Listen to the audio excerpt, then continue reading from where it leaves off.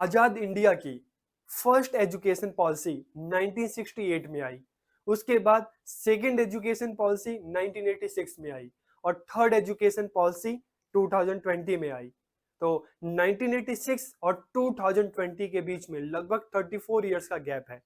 और इस गैप में, इस टाइम पीरियड में जो सोसाइटी में चेंजेस आए, जो टेक्नोलॉजी में चेंजेस आए और इस दुनिया में जो चेंजेस आए, उसके अकॉर्डिंग एजुकेशन में भी चेंजेस लाने के लिए और 21st सेंचुरी के हिसाब से बच्चों को तैयार करने के लिए न्यू एजुकेशन पॉलिसी 2020 आई, ताकि इस नए टाइम के हिसाब से बच्चों को तैयार किया जा सके।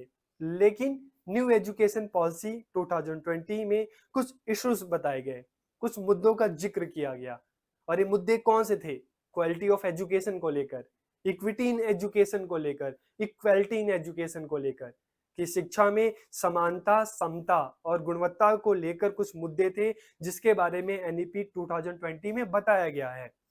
हम क्वालिटी ऑफ एजुकेशन की बात करें तो आज के टाइम में अगर हम देखते हैं कि बच्चा 5th क्लास पास हो जाता है, 8th class, 10th class, 12th class pass हो जाते हैं, लेकिन जब उनको आप कोई बुक दे दो कुछ पढ़ने के लिए, आप उनसे बोलो तो ठीक से वो पढ़ नहीं पाते। इसी तरह से मैथ में प्लस माइनस मल्टीप्लाई इस तरह के कुछ सिंपल से भी क्वेश्चन दे दो तो वो भी नहीं कर पाते। बहुत सारे टीचर एजुकेशन इंस्टीट्यूशन ऐसे हैं, जैसे मैंने आपको पहले भी बताया था कि एनईपी 2020 में कहा गया है कि पूरे इंडिया में 10,000 से ज्यादा ऐसे टीचर एजुकेशन इंस्टीट्यूशन है जो डिग्रियां बांट रहे हैं, जो बच्चों को सिखा नहीं रहे, समझा नहीं रहे, ट्रेनिंग नहीं दे रहे, बल्कि पैसों के दम पे डिग्रियां बांट रहे हैं। तो ऐसे इंडिया में बहुत सारे स्कूल कॉलेजेस आपको मिल जाएंगे जो क्वालिटी पे फोकस नहीं कर रहे, जिनका फोकस पैसे पे है, जिनका फोकस क्वांटिटी पे है। और अगर आज हम अपने सोसाइटी की बात करें तो पेरेंट्स का भी फोकस यही रहता है कि बच्चों के ज्यादा से ज्यादा नंबर आए, अच्छे से अच्छे नंबर लाएं। बच्चे ने कितना कितना सीखा है, इस पे किसी तरह का किसी का भी कोई ध्यान नहीं है, बस नंबर के पीछे सब भाग रहे हैं। क्वालिटी की अगर हम बात कर रहे हैं तो क्वालिटी देखने को ही हमें नहीं मिल रही, ठीक है। और इसके अलावा अगर हम इक्विटी की बात करें तो सोसाइटी में हम देखते हैं लोअर क्लास भी है, मिडिल क्लास भी है, अपर मिडिल क्लास भी है। तो लोगों को उनकी नीड के हिसाब से हेल्प करने के लिए इक्विटी इन एजुकेशन इस तरह का कंसेप्ट आया था, समता का कंसेप्ट आया था, ठीक है, ताकि लोगों को उनकी नीड के हिसाब से हेल्प किया जा सके। और इसके लिए रिजर्वेशन पॉलिसी भी लाई गई थी। लेकिन अगर हम देखें तो रिजर्वेशन जो है इसका एक्चुअल में जिनको नीड है वो लोग तो यूज नहीं कर पा रहे, और ज्यादातर जो लोग संपन्न हैं, अच्छे खासे हैं, वो इस चीज का बेनिफिट ले जा रहे हैं। तो इसमें भी देखते हैं कि एक्चुअल में जो नीडी हैं उनको इसके बारे में अवेयरनेस ही नहीं है, वो इसका लाभ ही नहीं ले पा रहे, ठीक है। और अगर हम इक्वेलिटी की बात करते हैं, ठीक है, इक्वेलिटी की बात करते हैं तो आप देखिए स्टेट टू स्टेट, एक स्टेट में और दूसरे स्टेट में एजुकेशन का आपको क्वालिटी बहुत ही अलग आपको मिल जाएगी, ठीक है। अगर आप विद इन अ स्टेट की बात करते हैं तो जो बच्चे हैं शहर की तरफ मतलब गाँव की तरफ से शहर की तरफ माइग्रेट करते हैं, ठीक है। ऐसा तो नहीं है कि गांव में स्कूल नहीं है, और ऐसा ये भी नहीं है कि गांव में जो टीचर वेल क्वालिफाइड नहीं है, लेकिन ऐसा क्या है कि बच्चा गांव साइड से शहर की तरफ माइग्रेशन कर रहा है, माइग्रेट कर रहा है, ठीक है। तो इसका एक बहुत बड़ा रीजन ये भी हो सकता है कि जो शहर में स्कूल्स में जो फैसिलिटीज हैं, विलेज साइड में जो स्कूल है वहां पे वो फैसिलिटीज नहीं है। जितने अच्छे से शहर के टीचर बच्चों को पढ़ा रहे हैं, गांव में शायद टीचर ध्यान ही नहीं दे रहे। तो ऐसा क्या रीजन है? इतनी असमानता क्यों, इतनी इनक्वालिटी क्यों, कि एक तरफ बच्चों को अच्छे से पढ़ाया जा रहा है, दूसरी तरफ बच्चों पे ध्यान ही नहीं दिया जा रहा, ठीक है। जो पॉश एरिया देखो, अच्छे एरिया देखो तो वहाँ पे स्कूल्स में सारी फैसिलिटीज मिलती है, लेकिन अगर कोई आप स्लम एरिया देखो, कोई विलेज एरिया देखो, तो वहाँ पे जो स्कूल है वहाँ पे उन पे जो बेसिक जो हम नीड कहते हैं, जो एक सिंपल इंफ्रास्ट्रक्चर की बात करते हैं, टॉयलेट, वाटर, क्लासेस, डेस्क की बात करते हैं, वो भी सही तरीके से वहाँ पे नहीं मिलते हमें देखने को। तो आज के इस वीडियो लेक्चर में हम बात करेंगे equity, equality and quality of education की, कि एनईपी 2020 में इसको लेकर क्या क्या बातें की गई हैं। तो आप वीडियो को आखिरी तक देखिए और वीडियो कैसा लगा कमेंट करके जरूर बताइए। तो हम वीडियो को स्टार्ट करते हैं। आज का हमारा टॉपिक है issue of equity, equality and quality of education. समता, समानता और शिक्षा की गुणवत्ता के मुद्दे और इन मुद्दों को लेकर, इन इशू को लेकर न्यू एजुकेशन पॉलिसी 2020 में कौन कौन सी बातें की गई हैं, कौन कौन सी बातें बताई गई हैं। तो आज के इस वीडियो में हम इन्हीं पॉइंट्स को जानने वाले हैं, समझने वाले हैं और इन्हीं पर हम बात करने वाले हैं। तो हम वीडियो को स्टार्ट करते हैं। और सबसे पहले अगर हम जाने कि न्यू एजुकेशन पॉलिसी 2020 जब इंप्लीमेंट की गई तो कुछ लक्ष्य थे, कुछ एम्स थे जिसको पूरा करने के लिए इस पॉलिसी को बनाया गया और इसको इंप्लीमेंट किया गया। तो सबसे पहला अगर हम इसकी एम की बात करें तो the aim of ensuring global access to the Indian education system, कि भारतीय शिक्षा व्यवस्था की वैश्विक स्तर पर पहुंच सुनिश्चित करना, कि इंडियन एजुकेशन सिर्फ इंडिया तक नहीं बल्कि इसको ग्लोबलाइज करना, ठीक है, इसको इंडिया के बाहर पहुंचाना, इसका ग्लोबल एक्सेस करना और इसके साथ के साथ adopting global standards of education, कि शिक्षा के जो वैश्विक मानक हैं, जो ग्लोबल स्टैंडर्ड है उसको अपनाना, ठीक है, ताकि इंडियन एजुकेशन का ग्लोबलाइजेशन हो सके। और इसके अलावा promoting the quality of education, innovation and research, की शिक्षा की गुणवत्ता, नवाचार और अनुसंधान को बढ़ावा देना। तो इन्हीं उद्देश्यों को पूरा करने के लिए, इन्हीं लक्ष्यों को पूरा करने के लिए न्यू एजुकेशन पॉलिसी 2020 बनाई गई, इंप्लीमेंट की गई। और इसके अलावा इसका एक और लक्ष्य था, एक और टारगेट था कि हमारे यहाँ पे जो ग्रोस एनरोलमेंट रेशो है, जो अभी तक 80 से कम है, इसको 2030 तक कितना करना है, 100% करना है, कि हर बच्चे को एजुकेशन मिले, हर बच्चे की पहुंच स्कूल तक हो, जिससे ग्रोस एनरोलमेंट रेशो जो है 100% तक पहुंच सके, ठीक है। The policy discusses issue related to quality, equity and equality of education, कि इस नीति में शिक्षा की गुणवत्ता, समता और समानता से संबंधित मुद्दों पर चर्चा की गई, जो आज का हमारा टॉपिक भी है। तो हम आज की इस वीडियो में हम जानते हैं कि ऐसे कौन कौन से इशू हैं, मुद्दे हैं इक्विटी, इक्वालिटी और क्वालिटी को लेकर, जिसकी चर्चा एनईपी 2020 में की गई। तो एक एक करके इसको हम जानते हैं, समझते हैं। तो issue related to quality in education, तो सबसे पहले हम क्वालिटी की बात करते हैं, शिक्षा में गुणवत्ता से संबंधित मुद्दों की बात करते हैं, तो हम क्वालिटी की बात करेंगे, फिर हम इसके बाद इक्विटी एंड इक्वालिटी की बात करेंगे, ठीक है। तो सबसे पहले अगर क्वालिटी इन एजुकेशन की बात करें, educational institution not doing their work properly, कि इंडिया में बहुत सारे हजारों एजुकेशन इंस्टीट्यूशन है जो अपना काम ईमानदारी से नहीं कर रहे। जैसे एनईपी 2020 में बताया गया है कि भारत में 10,000 से ज्यादा टीचर एजुकेशन इंस्टीट्यूशन ऐसे हैं जो डिग्रियों को बेच रहे हैं, डिग्रियां बांट रहे हैं, वो क्वालिटी पे तो ध्यान ही नहीं दे रहे। तो बहुत सारे स्कूल कॉलेजेस ऐसे हैं जो अपना काम ठीक से नहीं कर रहे, ठीक है। और अगर ऐसे इंस्टीट्यूशन से बच्चा पढ़ के निकलेगा तो वो क्या पढ़ेगा। जैसे हम टीन का डब्बा देखते हैं कि ऊपर से तो टीन नजर आता है लेकिन अंदर से खाली होता है, तो कहीं बच्चों को भी इस तरह के एजुकेशन इंस्टीट्यूशन बच्चों को भी इस तरह से तैयार कर रहे हैं कि डिग्री तो है लेकिन नॉलेज नहीं है, ठीक है।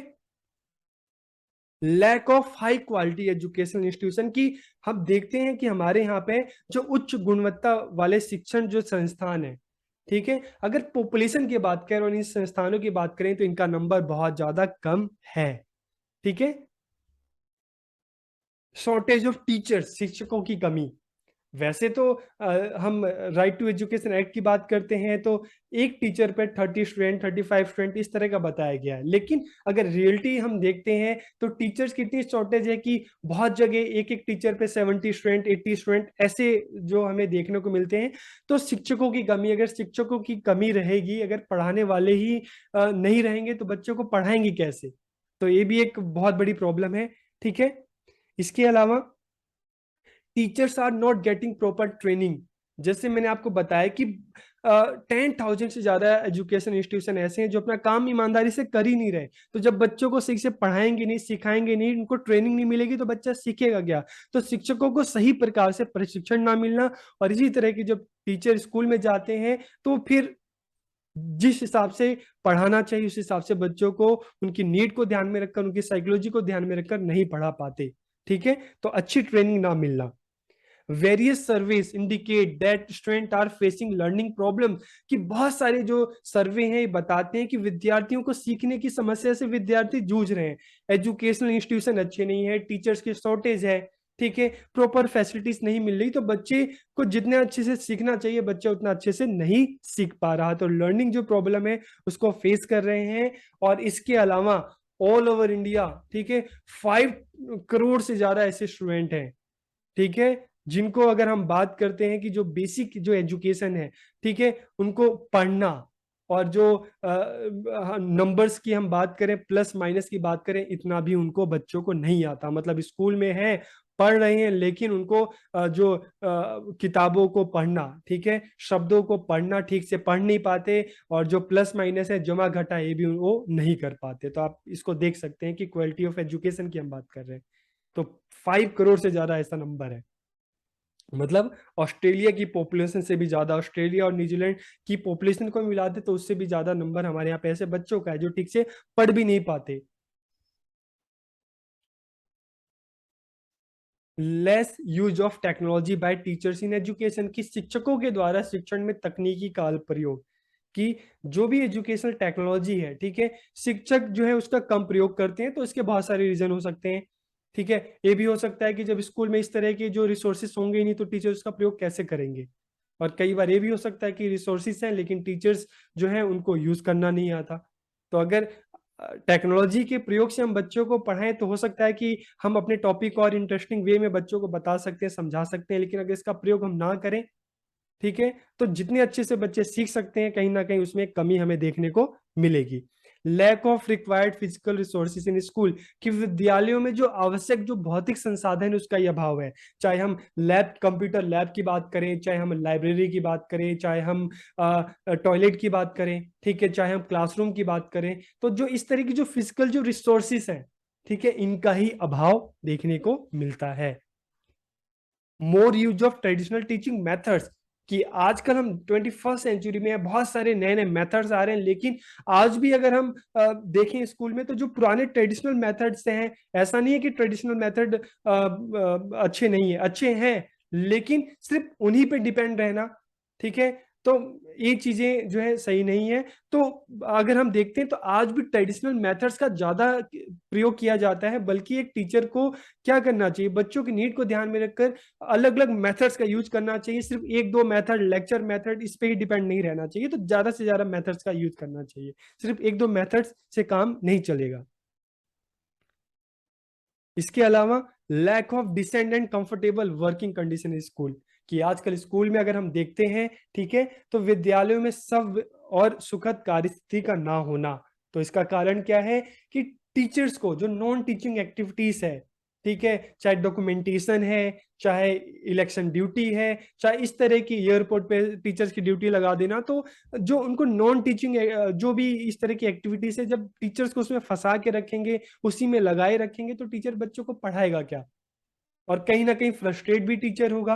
तो दो चीजें हैं कि टीचर्स को नॉन टीचिंग एक्टिविटीज में लगाना, और जो स्कूल का जो एनवायरनमेंट है, हम कहते हैं कि एक प्लीजेंट एनवायरनमेंट होना चाहिए जहाँ पे सब मिलकर रहें, मिलकर काम करें।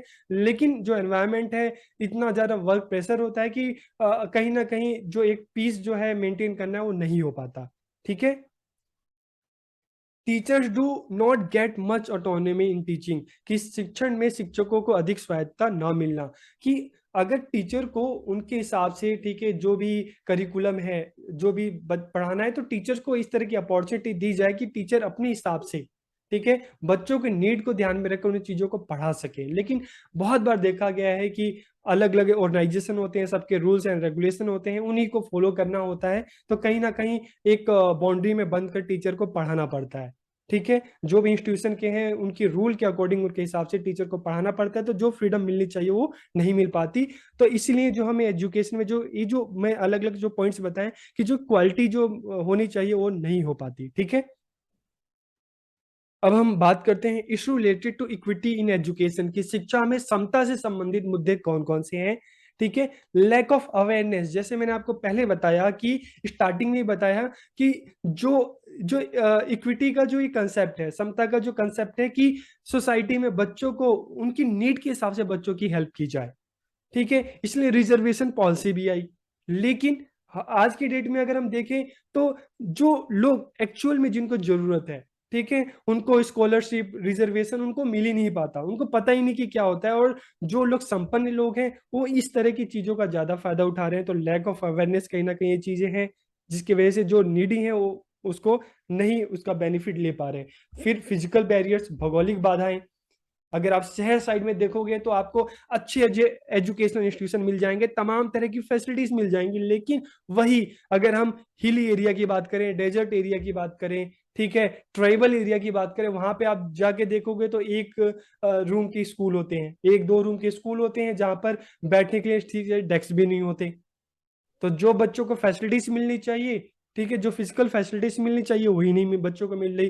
तो एक और जो हम देखते हैं कि शहरी इलाके जहाँ पे पैसे वाले लोग रहते हैं वहां तो बहुत अच्छे स्कूल्स बनाए गए हैं, लेकिन जहाँ पे एक्चुअल में नीड है बच्चों को, ट्राइबल एरिया, हिली एरिया, वहां पे जो स्कूल की कंडीशन ही खराब है।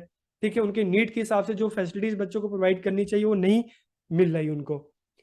Failure of government facilities to reach the grass root level, कि सरकार जो है उसने बहुत सारी पॉलिसी बनाई, राइट टू एजुकेशन, सर्व शिक्षा अभियान, समग्र शिक्षा अभियान, ठीक है, बहुत सारी पॉलिसी बनाई, लेकिन करप्शन, ठीक है, इन चीजों की वजह से ग्रास रूट लेवल तक जो पॉलिसी है, ठीक है, वो इम्प्लीमेंट नहीं हो पा रही। तो कहीं ना कहीं हम देखते हैं कि शहर साइड में तो इम्प्लीमेंट हो जाता है, लेकिन रूरल एरिया में जाए, ट्राइबल एरिया में जाए, तो वहां पे पूरी तरीके से वो सुविधाएं नहीं पहुंच पा रही। इसके अलावा इकोनॉमिक बैरियर्स, आर्थिक बाधाएं, ठीक है, एक्सपेंसिव हायर एजुकेशन की, महंगी उच्च शिक्षा, हायर एजुकेशन की बात करते हैं तो आजकल एजुकेशन इतनी ज्यादा महंगी हो रही है कि जो गरीब लोग हैं उनके लिए हायर एजुकेशन कॉलेज में जाने एक सपना बन गया है।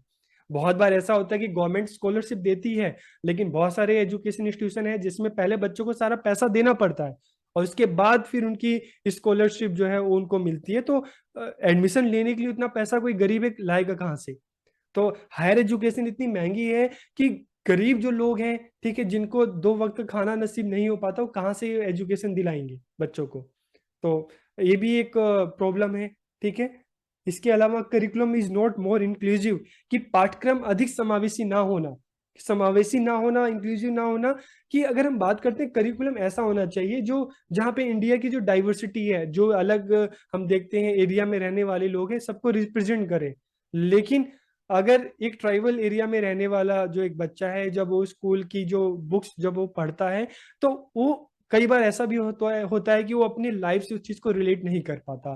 तो इसलिए उसको वो एजुकेशन जो है उसको वेस्ट लगती है और वो स्कूल में जाता है, कुछ दिन बाद वो छोड़ देता है। तो जो एजुकेशन है, ठीक है, ज्यादा इंक्लूसिव नहीं है और बच्चों की जो लाइफ से उतना रिलेट नहीं कर पाता। ठीक है, तो इसलिए बच्चे जो है रूरल एरिया में रहने वाले बच्चे, ट्राइबल एरिया में रहने वाले बच्चे उसमें इंटरेस्ट नहीं ले पाते।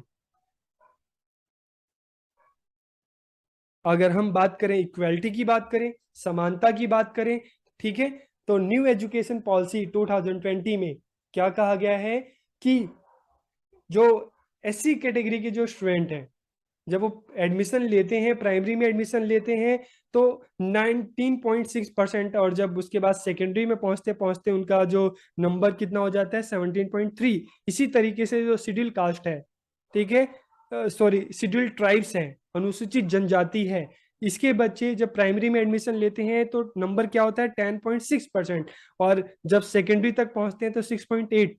तो बच्चों का हम देखते हैं कि जो इस तरह के जो आप कह सकते हैं कि जो शेड्यूल ट्राइब्स हैं, शेड्यूल कास्ट हैं, इन बच्चों को देखें तो जैसे जैसे हायर एजुकेशन की तरफ बढ़ते हैं इनका नंबर अपने आप कम होता जाता है। ठीक है, तो इसके साथ साथ हम देखते हैं inequality based on caste, religion, gender prevailing in the society, कि आज भी हम अपनी सोसाइटी में देखते हैं तो चाहे जात है, धर्म है, लिंग है, इसके आधार पे हमें असमानता दिखाई देती है।